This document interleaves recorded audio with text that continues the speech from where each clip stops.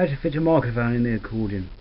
Well, the first thing you have to do is to remove the keyboard side of the accordion.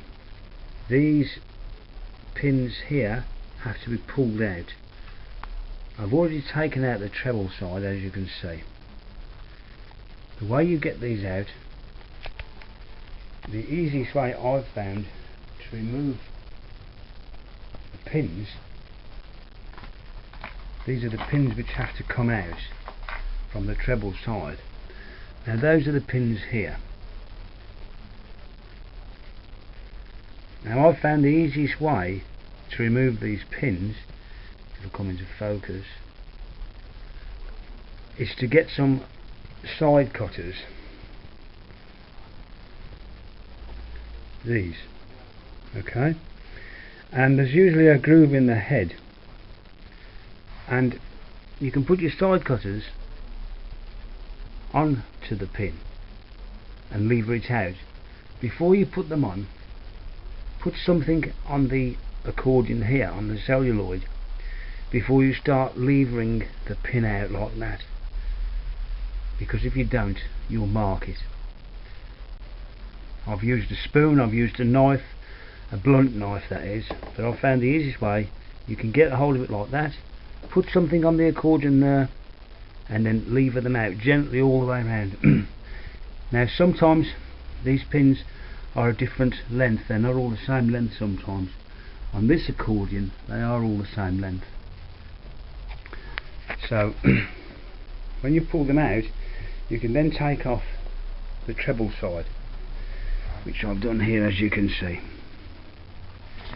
Now the idea is to find a suitable place inside the accordion. Outside mics are okay, I suppose, but I've always found that I prefer to have a microphone nicely inside. And I've used a bag here. And what you have to do, the head of the microphone, which you'll have to order from one internet auction site maybe. Now that's a dynamic microphone, and its pickup area, the direction of it covers 180 degrees. I don't use one which has got pickup for all over, because otherwise you pick up sounds which you don't want. They're too sensitive, and the capacitor or condenser microphones are too big for inside the accordion, so I like to use the dynamic microphone. I've found in the past that the head off a Shure microphone is fits in there well. Which type depends on what you can afford, really. This particular microphone I put in here was only £4 off of the site. Anyway, the next thing to do is I drilled a number 10 hole in the back of the accordion, and this is a jack socket which I've started screwing. It's very tight to get in, but it does go in. Now when you've screwed that down, then you can put the nut on this side, which I should have done first. Still, never mind, I can soon retract that. Then the bag here, you need 4 drawing pins to clamp this bag firmly in the gap in between the reed blocks. You'll see the this reed block here, which I've picked, is a little bit lower than the others, and it should fit okay, because on the bellows side here, on the bass side, near the front of the accordion, we've got a low reed block here. You see, this is the bottom of the accordion here. You see the reed block's lower.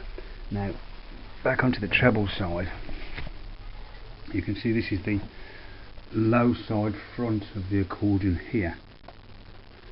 So, and that's the lowest point, so I'll fit that in the middle. We've got to put a drawing pin there, one in each corner there.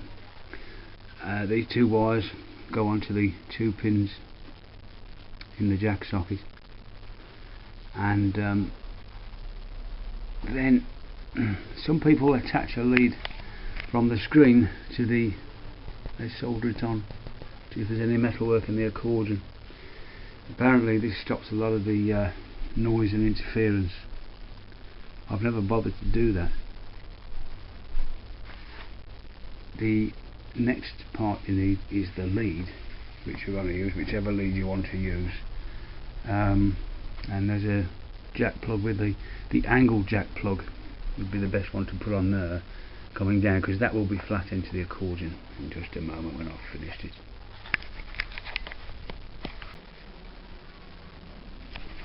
So there we have it.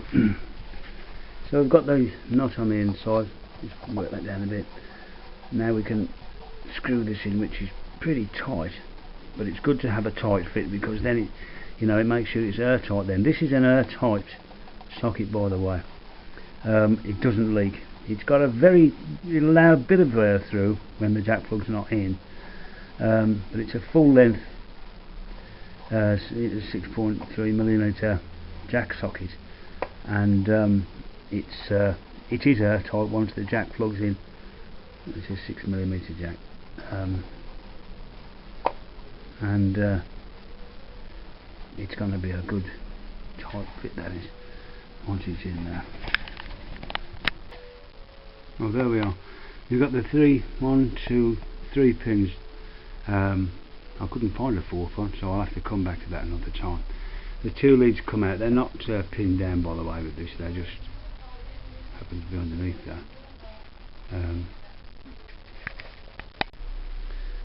This is the lead, and the jack lead. As you can see, it's an angle jack lead, and this will go in the back here, and be nicely out of the way. You've got the accordion on. Now, the way we solder this, there are 2 pins on this socket here, and over the years I've fitted quite a lot of microphones into accordions, and I've always found that the best way was to actually fit them inside. And so as I was saying, these drawing pins here and these pins here, there's just enough room for them. I don't normally use the ones raised. They should be flat, really, so they don't knock on the blocks in the bass section of it. I usually fit the microphone in the treble side and have it pointing upwards, so that this is a 180 degree sensitivity mic. So 180 degrees, if you start from there and you come up 90 degrees and then go another 90 degrees, that gives you 180 degrees, so the whole pattern of it should pick up here. And that also comes for coming out this way, so it should pick up the bass as well.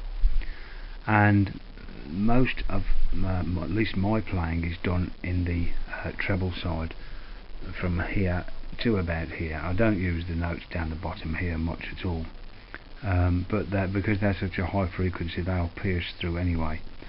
So that should be okay now, and it's suspended in the middle there in this nice